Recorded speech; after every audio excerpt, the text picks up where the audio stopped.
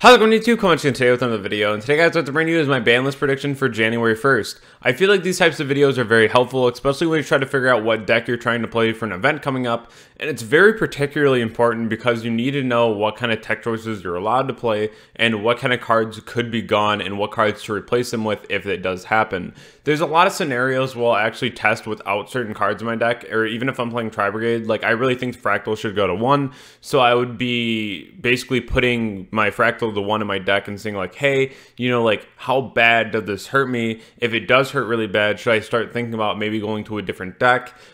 Just those types of things really do help you out in the long run, especially when there's a ban list coming up, because it can get you a lot further ahead than other people, especially if you already know that, like, maybe Fractal to 1 didn't hurt that bad and you're still doing plays fine. You don't really notice it gone. You just play a couple other like talents or something instead. These types of things can really help you out moving forward. So these types of videos are really good, even if you don't think that they're accurate, to watch them and really understand where they're coming from, because you can be like, oh yeah, that could happen, so let's see if it really does hurt me at all. So let's hop right into my own predictions here and then see if I was right. If I'm not right to you guys, definitely let me know down in the comments below, see what you would change. This is always a open discussion, and I really enjoy this one because it's semi-easy to predict these things, but it's also kind of hard because there's a couple things that are from left field. These types of lists, we typically get like some pretty notable things that a lot of people agree upon, but then there's always like a lot of really left field type things. They banned Barrage. But beside all that, let's go ahead and jump right into my own prediction for this time.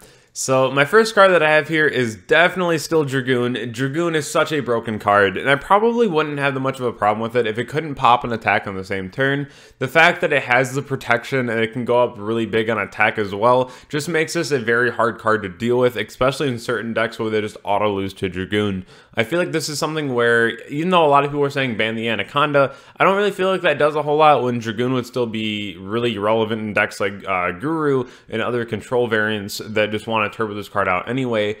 So I would really say just ban the problem, not the card that facilitates it, even because Anaconda really does help out fusions in general because they have such a problem with losing card advantage off of their materials. So I feel like having a card like Anaconda really just rewards fusions a little bit better, because if you really look at it on a grand scale of things, X-Seeds, Synchros, Pendulums, like everything is better than fusions right now. So they just really need something to get ahead, and I feel like Anaconda is that card for them. So even though it does limit future card design, I feel like Anaconda is perfectly fine as of right now. Maybe not so much moving forward, but definitely banning Dragoon seems correct to me. The next thing that I have here is Ben 10. So I really feel like Ben 10 should get checked here because Drytron is still a deck that if you don't open up anything against, you just auto lose. And a lot of people were saying like, oh, you know, Drytron isn't that relevant right now, but it's one of those things where if you play against it and you're not playing Sword Soul, you just still lose, right? If you're going second with Sword Soul and they put up their whole board, like, better draw the droplet. It's really one of those things where Drytron still exists, and it's still a very good deck, and it's even coming back into favor now, like it did before. Some people are kind of getting off the hype for Sword Soul, going back to the decks that they really know, and Drytron's still trying to pump out combo, and I feel like the fact that if you don't open up anything efficient against that deck, you just kind of lose if you don't open up the droplet or the droll. So I feel like Ben 10 is still a very, very good card to hit here. The fact that it just opens up a lot of innovation in the deck, I feel like this is something that'd be very healthy to see moving forward. The next thing that I'd like to see banned would be IO. I feel like IO is just really broken because most decks that is not a trap deck just run half of the deck of spells, right? And the fact that you can just flip up an IO and shut off half a deck is just actually insane. The way that it literally doesn't even let you top deck into and out, because all your outs are usually going to be like the spell cards, whether it be like a twin or a cosmic, because if you really have a problem with this card, you're siding in those. It just makes it so much harder, especially if it's a big combo deck that just like turbos out a big combo and then drops IO. It's kind of broke, right? This is something that I just really don't like seeing, and it's just a very flawed card design in the game. So I really do hope that, since the entire community has such a big consensus on this card, that it just gets banned. It's just not healthy. The next card here is Scythe. So I feel like Scythe is going to be a little controversial. I really do feel like Scythe should go, though, because it's already becoming a problem. And even in decks like Drytron, you can search it off of Ben 10 and then pop it with DPE. And then Dagda just gets you to it in any deck, so it's very generically good. And where Scythe has been a problem before, now it's going to be a bigger problem than ever, especially in next format when PK is going to be the best deck. So I feel like Scythe just really needs to get dealt with now before it becomes just a really unhealthy format. This is really the only reason, but let me know what you guys think about that too, because I think Scythe just needs to go before it's an actual issue.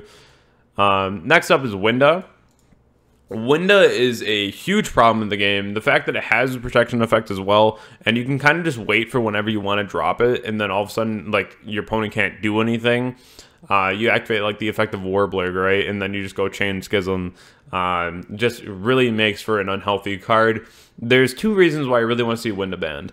One is that if you ban Winda, you open up the floodgates for Harp Horror to come back. Harp Horror can go to 1 as long as Winda is banned, and maybe Rum. For those of you who don't know what Rum is, it's rank up magic. It's big problem when Harp is legal. So that's something that we really have to look at too.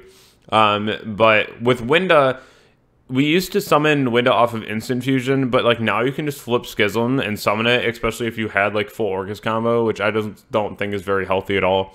The other thing is that I feel like Winda being banned really makes the Dogmatica package like super solid in any trap deck and really nice, because like even Maximus wouldn't matter as much, right? Because they just can't get to their Winda. So you have to look for like other things to get out with that, which I think is fine. And it leads for a lot better interactions in the game rather than just turboing out a Winda. And I feel like trap decks really do need the Nadir Servant package and all the Dogmaticas, because it just gives them an actual like negation through Flare. It gives them their punishment. It gives them a lot of access to things that they just never had. So putting Nadir Servant to 1 seems really lackluster to me, and I really don't even want to see that card hit at all. I know a couple people do, but I think banning Winda just really solves a lot of problems for us in this game right now. The last thing here is some Morglink. I feel like this one's actually pretty genuinely agreed upon too. The fact that you can't target anything that it points to, and then also itself, and also the fact that if you don't clear this thing, it just keeps tutoring out monsters every end phase, which is just crazy. Very good boss monster, but it's just something that we've seen in the formats throughout the past like year or two, and it's just been continuously an issue whenever it becomes into the format again. The fact that it's such in the format right now, you know, like one of the most prevalent things, this is just something that needs to get checked, so we can at least move forward with the game and make it a little healthier. The next thing for my limited section, we're going to start off with Meltdown. I feel like Meltdown needs to go to 1. I really personally just want to see this card gone. It's just really not healthy. Very flawed card design. The fact that the second this is on the board, you instantly have to break a board and then also have to try to out the Meltdown. Because like if you don't remove the Meltdown from the board, then you have to worry about them following up with like Doll Fusion, right? Or anything broken like an Invocation or what have you.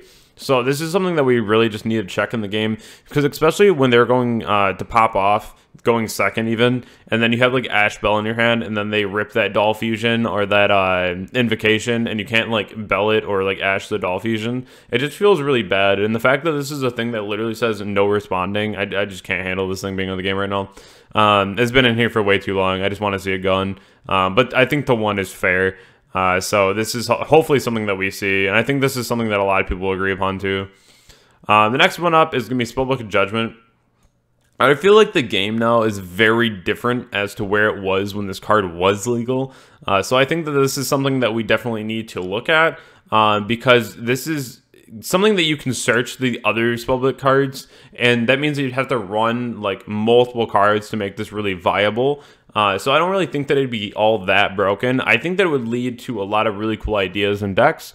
I just don't know if it would really be like insane with Jalgan again. But I think at 1 would be really interesting to kind of give it a test run and see what it can do. I don't think it would like ruin the format or anything. I think that this is definitely something that we should at least try out again, because spellbooks haven't been relevant in a really long time. So just to see what it could do, I think it'd be really fun. The next thing is going to be Fractal 1. I think Fractal 1's fine because it hits both decks, Bird Up and Tribe, which is really cool because you can send the Leerless cards off the Fractal as well. And I feel like hitting this in general, the 1, just kind of checks both and also puts a really big toll on the Tri Brigade in general. So I think that this is honestly like the best thing that we can do, like ban the Smorglink and then put Fractal to 1. It just makes the entire game a lot, or at least feel a lot better, right? Because you're not just gonna auto see them drop like full combo in their graveyard every time. Because that's always the biggest thing, right? Is like when you gas them out of resources and they dump 2 in grave and then go Nerval Search, which is pretty nuts because then you just have full combo already. So I think putting Fractal to 1 is just fair. As for my semi-limits, there's only one, and that's going to be multi-roll. I know a lot of people are going to be like, but you just said cards that you can't respond to or broken, right? But I think multi-roll is a card that we really need to see, because it's much more than just not being able to respond to a card. It's the way that Striker has a grind game, and the biggest issue that I've ever seen in Striker right now, especially with one roll, is that when your roll gets cleared, you have to choose between adding your power card from your graveyard back, like Engage, or your grind game. And that's a huge question that you have to ask yourself mid-game. It's like, man, can I kill them in the next 2 turns? And if I can't, I need the multi-roll. So I feel like having this back at 2 would at least be really nice for the deck, because it gives them another option to be able to search into. And it also makes your desires feel a lot better, because you're not just like instantly losing multi-roll to your grind game, right? So I really do feel like having this at 2 is just fair for the deck. And this is completely unbiased with the fact that I play Striker a lot. I just feel like this one at 2 just feels better in the game right now. And like the deck needs help, right? Like it's tier 2, and it really, really does need it. We still haven't seen the other support card yet, but I really would like to see this card back. Like at least at 2, right? It's not going to go to 3, but at 2 would be really cool. Now for my unlimits, I feel like these are going to be pretty generic. I looked at a couple of these, and I'm just kind of basing it off of, I don't really think that it would do much to the game right now. The first one, Spiral Resort.